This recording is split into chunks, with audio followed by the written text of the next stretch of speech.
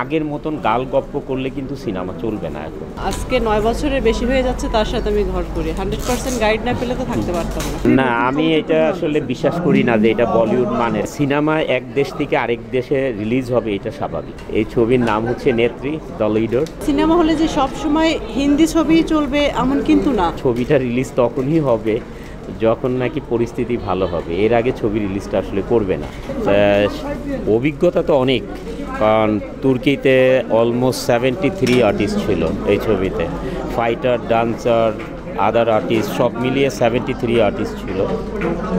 আর সম্পূর্ণভাবে ওদের টেকনিশিয়ান ওরাই ছিল, আর আমাদের দেশেরও কিছু ছিল। তো ওদের সাথে কাজ করে অভিজ্ঞতা বলতে মানে দেয়ার আমাদের চেয়ে অনেক বড় মানের আর্টিস্ট, এবং তারা অনেক প্রফেশনাল। ওদের ডিরেক্টর, ওদের ডিওপি, এরা অনেক প্রফেশনাল। তো ওদের সাথে কাজ করে অনেক কিছু শেখার আছে, আসলে অনেক কিছু শেখার আছে। আর আমরা যতটুকু দিতে পেরেছি, ওরা দেখি স্ক্রিনে কেমন আসে, দোয়া করবেন আমাদের জন্য। কাজ করার সাথে এবং বাংলাদেশে কাজ করার যে পার্থক্য, টেকনিক্যাল পার্থক্য বা ইন্টেলেকচুয়াল পার্থক্য, না ডিফারেন্ট করে কি, ওরা তো তুর্কি, জানেন যে তুর্কি, ইরানিরা অনেক আগে থেকে ছবি বানায়, ড্রামা অনেক ভালো, সিরিয়াল করে ছবি বানায়।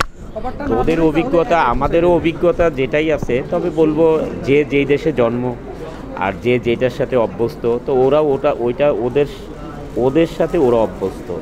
তা আমরা চেষ্টা করছি যে ইন্টারন্যাশনালি কাজ করে সবার সাথে তাল মিলিয়ে কাজ করে কিছু শিখতেই। তো এই সিনেমাগুলো কিন্তু অ্যাকশন ধর্মী সিনেমা, এবং এর আগেও আপনি অ্যাকশনের প্রচুর কাজ করেছেন, বাট এটা একটু বিশেষভাবে অনেক বেশি অ্যাকশন ছিল, এবং বর্ষা আপাও অ্যাকশন সিন করেছেন।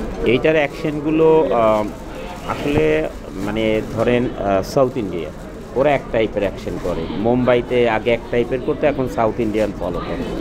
আমাদের দেশের অ্যাকশনগুলোর ধাঁচ আলাদা। তা আমি বরাবরই একটু ডিফারেন্ট টাইপের অ্যাকশন করতাম, বাট এই ছবিতে অ্যাকশন ডিরেক্টর যেহেতু তুর্কিশ অ্যাকশন ডিরেক্টর, আবার ইরানে অ্যাকশন করেছি, ইরানি অ্যাকশন ডিরেক্টর, আর বাংলাদেশে যখন করেছি বাংলাদেশি অ্যাকশন ডিরেক্টর। তো এই যে তিন দেশের অ্যাকশনগুলো ডিফারেন্ট তো অবশ্যই, যার যার টেকনোলজি, ক্যাপাবিলিটি এবং তাদের শর্ট ক্যামেরা অ্যাঙ্গেল সব কিছু মিলিয়ে বলবো কোরিওগ্রাফি, মোস্ট ইম্পর্টেন্ট কোরিওগ্রাফি। তো ওগুলো আলাদা আলাদা কোরিওগ্রাফি। তো ওই তুর্কি যেটা ছবি করে, ওরা আসলে আজ পর্যন্ত হলিউডের বাইরে কিছু করছে কিনা আমি জানি না। মানে ওরা নিজেরাও আজ পর্যন্ত, আমি বলেছি যে সাউথ ইন্ডিয়া, ওরা বলে যে সাউথ ইন্ডিয়া ওরা কারা, ওই বলিউড চিনে। তো ওরা আসলে হলিউডের বাইরে কোনো কাজ করছে কিনা আমার জানা নাই। তো ওই আমাদের ছবিতে যেগুলো তুর্কিতে শুটিং, ওই শুটিংগুলোর অ্যাকশনগুলো, ধাজ, অ্যাঙ্গেল, ক্যামেরা, রিকুইজিট, প্রক্স যেগুলোই ইউজ করা হয়েছে, ওইটা মনে করবেন যে সেম হলিউড ছবির ডিফারেন্ট। আমরা দেখতে পাচ্ছি মধ্যেও আপনি শুটিং করে এলেন তুরস্ক থেকে, তো রিলিজের চিন্তা ভাবনা কি আসলে? রিলিজের চিন্তা হচ্ছে আসলে আপনাদেরকে আগেও বলেছি যে এটা আমার একার উপরে নির্ভর করে না, কারণ এইটাতে যেহেতু অনেক টাকা ইনভেস্ট করা হয়েছে, বাইরের প্রডিউসাররা অনেক ইনভেস্ট করেছে, তুর্কি থেকে ইনভেস্ট করেছে, ইরান থেকে ইনভেস্ট করেছে, আমরা যতটুকু পেরেছি আমাদের দেশে ইনভেস্ট করেছি, সব মিলিয়ে এটা বাজেট অনেক। এই জন্যে এটা ছবিটা রিলিজ তখনই হবে যখন নাকি পরিস্থিতি ভালো হবে, এর আগে ছবি রিলিজটা আসলে করবে না। তবে আমরা ইনশাল্লাহ অচিরেই আবার জানুয়ারিতে আমাদের নতুন আরেকটা ছবির কাজ শুরু করব, তা আপনাদেরকে ইনভাইট করব তখন। নতুন মুভি সম্পর্কে আমরা একটু ডিটেইল জানতে চাই। নতুন মুভি সম্বন্ধে এই যে আমার পাশে দাঁড়িয়ে আছে, এই ছবির নাম হচ্ছে নেত্রী, দ্য লিডার। দ্য লিডার হচ্ছে এবার হচ্ছে দিস ইজ দ্য নেত্রী। তা আমি হচ্ছি ওর পাশে দাঁড়ানো যে আছি বডিগার্ড। এই শুধু এইটুকুই বলি, বাকিটা আমরা যখন আমরা ইনশাল্লাহ জানুয়ারিতে শুটিং শুরু করব, তখন আমরা আপনাদের পদধূলি নিব আর কি আমাদের অনুষ্ঠানে। প্রথমে বাংলাদেশে হবে, এটা না, ওইটা তুর্কির সাথে জয়েন্ট ভেঞ্চার, ওই ছবিটা জয়েন্ট ভেঞ্চার তুর্কির সাথে, ওই তুর্কির ওরাও আসবে প্রেস কনফারেন্সে। তো ওই যখন আমরা করব দ্য লিডার মুভি, তখন ইনশাল্লাহ জানুয়ারির আরেকটা প্রশ্ন করতেই চাই, সেটা হলো বলিউডের সিনেমা আমদানির আরেকটা তোড়জোড় শুরু হয়েছে আমরা শুনতে পাচ্ছি। তো বলিউডের সিনেমা যদি আসে, এটাকে আপনি কিভাবে দেখছেন? আসলে সিনেমা এক দেশ থেকে আরেক দেশে রিলিজ হবে, এটা স্বাভাবিক। কারণ আমাদের দেশে তো ইংলিশ ছবি রিলিজ হয়, আর আমাদের দেশে ছবি নাই বিদায় কিন্তু দিন দিন সিনেমা হল চলে গিয়েছে এই দেশ থেকে, ভ্যানিশ হয়ে গিয়েছে অলমোস্ট সিনেমা হল। এইটা অনেকেই মনে করতে পারে যে অনন্ত জলিল সাপোর্ট করলো কেন, এটা আমি দেখেন আমাদের যারা সিনিয়র ছিল, ইলিয়াস কাঞ্চন ভাইয়ের একদিন আমি টেলিভিশনে একটা বক্তব্য শুনেছি যে আমি যখন কাজ করেছি, আমরা যখন ফারুক ভাই, ইলিয়াস কাঞ্চন, আলমগীর সাহেব ওনারা যখন কাজ করেছে তখন দেশে 780টা সিনেমা হল ছিল। আমি জানেন আমরা 6 বছর ছবি করি না, আমাদের ছবিও রিলিজ যখন হয় তখনও প্রথম খোদ্দা স্যার 450 সিনেমা হলে রিলিজ হলো, তারপরে খোদ্দা মোস্ট ওয়েলকাম 2ও অলমোস্ট 300 হলের মতো ছবি রিলিজ হলো। আমরা 6 বছর ছবি করি না, এখন কিন্তু হল হচ্ছে 80টা। তাই বক্তব্য হচ্ছে এইভাবে তো একদিন সিনেমা হলই থাকবে না।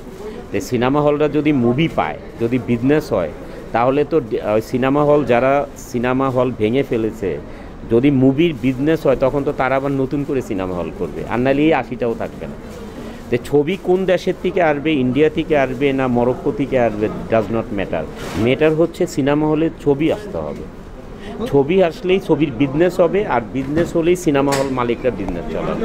তবে আমরা যে একটা নতুন জিনিস দেখতে পেলাম আজকের ট্রেইলারে, আমরা বিশেষ করে দেখছি প্রচুর ড্রোন শট থেকে শুরু করে বলিউডের সিনেমার মানের অনেকটা ক্যামেরা ওয়ার্ক আমরা দেখতে পাচ্ছি, এবং বাংলা সিনেমা কি এই আপনাদের না, আমি এটা আসলে বিশ্বাস করি না যে এটা বলিউড মানের। এটা ইরানিরা যদি শুনে, তুর্কিরা শুনলে রাগ করবে, কারণ এটা হলিউড ছবি, এটা বলিউড মানের না। যে হিন্দি সিনেমা আনার দরকার, যেটা আমরা বলছি আমাদের দেশে ছবি হচ্ছে না বলে, সেখানে আমাদের দেশে যখন ভালো মানের ছবি তৈরি শুরু হয়েছে, অন্তত আপনাদের হাত ধরে শুরু হচ্ছে, সেখানে কি তাহলে হিন্দি সিনেমার সাথে ফাইট করে আমাদের সিনেমাও এগিয়ে যেতে পারবে? আপনি এই জায়গাটা কি?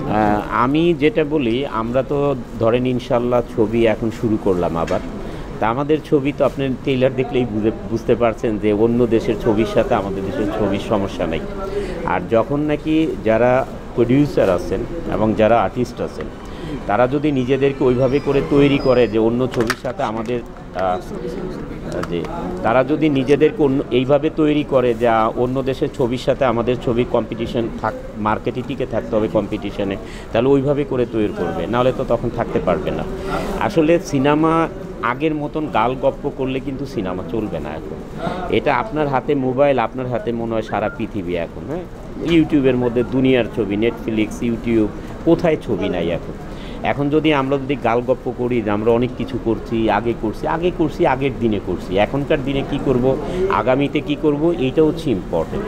তো এই ইম্পর্টেন্টই হচ্ছে যে এখনকার যে টেকনোলজি আছে, এখনকার যে মুভির থিম আছে, এগুলোতে মুভি বানাতে হবে। ওই আগের মতন গাছতলায় বসে প্রেম করলে বাবা মা ঝগড়া করবে, গরিবের ছেলে বড় লোকের মেয়ে, এগুলি দিয়ে ছবি শেষ হয়ে যাবে। এগুলি 1000-10,000 হয়ে গেছে অলরেডি। আসলে বস, আমি অত বেশি চিন্তা ভাবনা করি না কেন, কারণ আপনারা জানেন যে আমি একজন বিজনেসম্যান এবং আমার বউও এখন বিজনেস ওমেন। তা আমরা তারপরও সময় বের করে ছবি করি, দিস ইজ আওয়ার হবি এবং রেসপন্সিবিলিটিও বলতে পারেন। যেহেতু আমাদের দেশের সিনেমায় আমরা আসছি, মানুষের ভালো লাগছে, মানে আমাদের হাত ধরে আমাদের দেশে যে ছবিটা ডিজিটালাইজ হয়েছে, এটা একটা লাইবিলিটিও বলতে পারেন, রেসপন্সিবিলিটিও বলতে পারেন। এই কারণে আমরা ছবি আবার শুরু করেছি। তবে আগে যেমন প্রতি বছরেই আমাদের ছবি রিলিজ হতো, এইটুকু বলতে পারি আল্লাহ তাআলা যদি আমাদেরকে শারীরিক সুস্থতা দান করেন, এইভাবে রাখেন, তাহলে আমরা ছবি রিলিজ মানে একটা দিব। আসবে, এটা নেটফ্লিক্সেও যাবে এই ছবি মানে রিলিজের পরে। আমরা এখন তো অনেকে বিভিন্ন দেশে ছবি বানিয়ে জানেন যে সরাসরি নেটফ্লিক্সে বিক্রি করতেছে। এটা ইরান করবে না, তুর্কিও করবে না। তো ওরা সরাসরি হয়তো তুর্কি থেকে নেটফ্লিক্সে দিবে আর কি ওদের ছবি। এবার নেটফ্লিক্সে দ্য লিডার। আমাদের নেটফ্লিক্সে আমরা পর্দায় কিভাবে আসলে দেখব? আমি কিন্তু এখনো গল্পটা অলমোস্ট ডান, বাট ওইভাবে শুনিনি এখনো। শুধু এতটুকুই জানি যে নেত্রী দ্য লিডার, উনি হচ্ছে আমার বডিগার্ড। এই পরে যখন শুনবো পরে বলবো, যখন প্রেস কনফারেন্স করবো।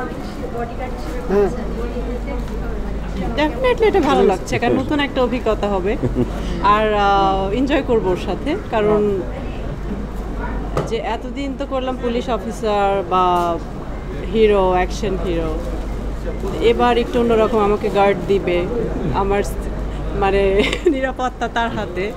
So definitely interesting. আচ্ছা, দিন পলিটিক্যাল একটা সিনেমা, রাইট, পলিটিক্যাল সিনেমা। আমি বলছিলাম বাস্তব জীবনে কতটুকু আজকে 9 বছরের বেশি হয়ে যাচ্ছে, তার সাথে আমি ঘর করি। 100% গাইড না পেলে তো থাকতে পারতাম না, ফর শিওর। আচ্ছা, দিন দা ডে নিয়ে আপনার জার্নিটা একটু জানতে চাই, আপনার অভিজ্ঞতাটা আসলে। এটা তো বলেই দিল। তবে সত্যি কথা, আমার মানে এখনো ঠান্ডা ঠিক হয়নি। তুরস্কতে ভীষণ ঠান্ডা ছিল, 4 ডিগ্রিতেও শুটিং করেছি, কাপাডোকিয়াতে গানের শুটিং ছিল। আসলে শুরু থেকেই তো আমাদের সবগুলো মুভি তো আমরা বাইরের বড় বড় টেকনিশিয়ানদের সাথে কাজ করি। এক একটা দেশের এনভায়রনমেন্ট এক এক রকম। বাংলাদেশে একরকম, ইন্ডিয়া একরকম, টার্কিতে একরকম, ইরানে একরকম। সো ভালো, সবার সাথে কাজ করতেই ভালো লাগে। ইনস্টাগ্রামের স্টোরিতে আমি দেখেছি যে আপনি অনেক এনজয় করেছেন এবং জি। প্রতিদিন আমাদেরকে আপডেট দিয়েছেন। জি, এবং সবচেয়ে ভালো কোন দেশটা লেগেছে এবং কোন কালচারটা আপনার? মানে কি ঘোরার জন্য? না কোন কালচারটা, ইরানের কালচার, তুর্কির কালচার? আপনি তো অনেক আমি বললাম না, এক এক দেশ আসলে এক এক রকম। তবে ওইভাবে যদি বলা হয়, আমার কাছে সবচাইতে আমার প্রিয় দেশ হচ্ছে Saudi Arab, because of Mecca and Medina. তারপরে আমার ইউরোপিয়ান কান্ট্রিগুলো ভালো লাগে। তুর্কি, ইরান তো মুসলিম কান্ট্রি, অবশ্যই একজন মুসলিম মেয়ে হিসাবে, মুসলিম দেশে একজন নাগরিক হিসাবে ভালো লাগবে। First priority Muslim country. জি, এর আগেও এরকম বলেছিলাম মনে হয় 1 বছর আগে, যেটা আসলে নেগেটিভ কিছু না, এটা আমি বলবো অবশ্যই ভালো কিছু। কারণ সিনেমা হলে যে সব সময় হিন্দি ছবি চলবে এমন কিন্তু না। এর জন্য যেটা হবে, মাঝখানতে আমাদের দেশের সিনেমা হলগুলো এস্টাবলিশড হবে, মানুষ আবারও সিনেমা হলে আসা শুরু করবে। সেই সূত্র ধরেই আমাদের দেশের যারা বড় বড় প্রডিউসার যারা আছে, শুরু থেকে এখন পর্যন্ত যারা ছবি বানাচ্ছে, তারাও সিনেমা ইনভেস্ট করতে মানে আগ্রহী হবে। সো এটা ডেফিনেটলি ভালো। সিনেমার সাথে আমাদের 3 কোটি 5 কোটি দেশপ্রেম কিন্তু সবারই আছে। হ্যাঁ, 50 লাখ টাকার সিনেমাও কিন্তু আমাদের দেশে কোটি কোটি টাকা ইনকাম করছে। আমি একটু ইন্টারফেয়ার করি এই বর্ষার কথার মধ্যে, যে দেশপ্রেম সবারই আছে, এটা কিন্তু সত্যি কথা। আপনি জানেন যে মোস্ট ওয়েলকাম 2 যখন রিলিজ হয়, তখন থর রিলিজ হয়।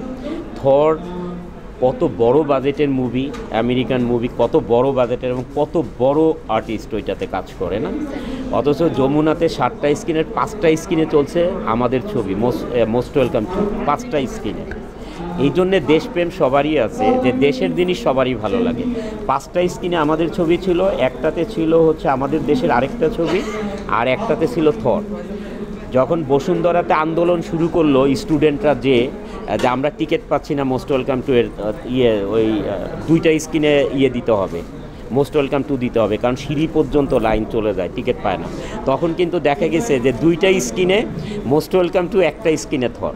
এই জন্যে যেই দেশের মায়া এবং যেই দেশের কালচার, সেটা সবাই পছন্দ করে।